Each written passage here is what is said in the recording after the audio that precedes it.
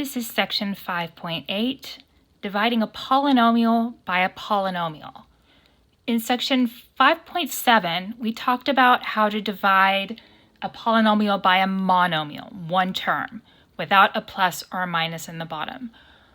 What we were able to do is we were able to split those up into multiple fractions and reduce every fraction. What we're going to do now is I'm going to remind you of the process of long division. Now, I'm not so interested in just getting the answer here. If I were, I would plug it in my calculator and I'd go on. What I'm going to remind you of is the process, the algorithm, how we get through that. Because if you can remember this process, the rest of the algebra is going to be easier for you. Okay, so let's say we want to divide 72 into 9,845. What we would do is we first look at the first two numbers. Since this is 2 digits, we look here. We kind of ignore the rest of this for right now. And we ask ourselves, how many times does 72 go into 98? Well, it only goes in one time. So what we would do is we'd write the 1 right here. And then we do 1 times 72. And then we would subtract this away. And when we do that, we get a 26. Our next step is to check to make sure that this was the correct value. I need to get a number here that is positive. If I get a negative number, that means the number I chose up here is too big. And this number also needs to be less than 72. If it's bigger than 72, I should have chosen a larger number. 26 is good. Now we bring down the 4. And we repeat the process. How many times does 72 go into 264? Well, this one's not quite as easy. So what we do is we kind of make an estimate. Let's look at the 7 and the 26. How many times does 7 go into 26? 7 times 3 is 21. 7 times 4 is 28. So 4 is going to be too big. My guess is a 3. Now we can come back and change this if we guessed incorrectly. Now we would do 3 times 72. 3 times 72 is 216. We would subtract this away.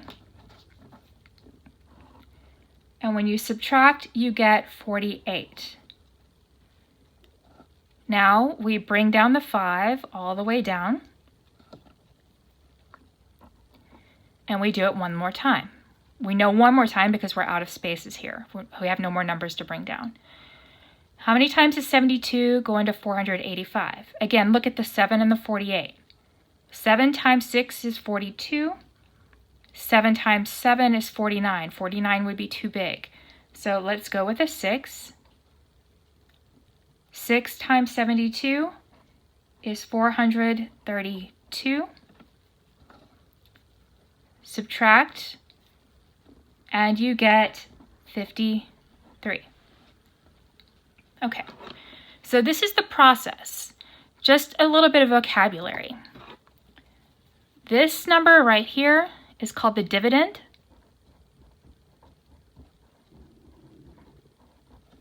This number is the remainder. This number is the divisor.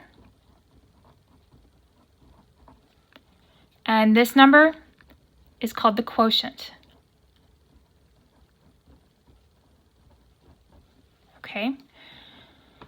Now, how are we going to write our answers? When you first learned division, you were taught to say, well, your answer is 136, remainder 53. You may also remember adding a decimal point and zeros and keep going until you get a big ugly decimal. The other way of doing it is the way we're going to be most interested in for this section. We're going to write our remainder as a fraction. Our answer that we're looking for is 136 and 53, your remainder, over your divisor, 72.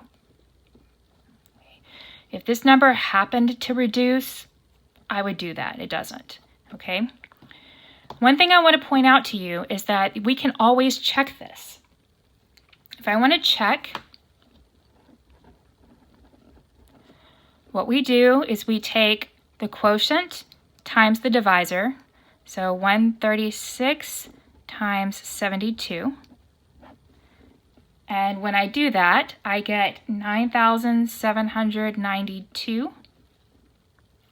Now we add our remainder, which was 53. When I add the remainder, I get 9,845, which is that number right there. So this number is the quotient. This number is the divisor. And this number is the remainder. Okay, this is how we're going to be checking even when we get into the algebra. One more thing I kind of want to point out, and this is going to seem very weird when we're dealing with numbers, but this will help make more sense when we get to the algebra. 136 and 53 over 72 is the same thing as 136 plus 53 over 72. Okay, we don't write the plus when it's a number. We're going to need to write the plus when we get to the algebra.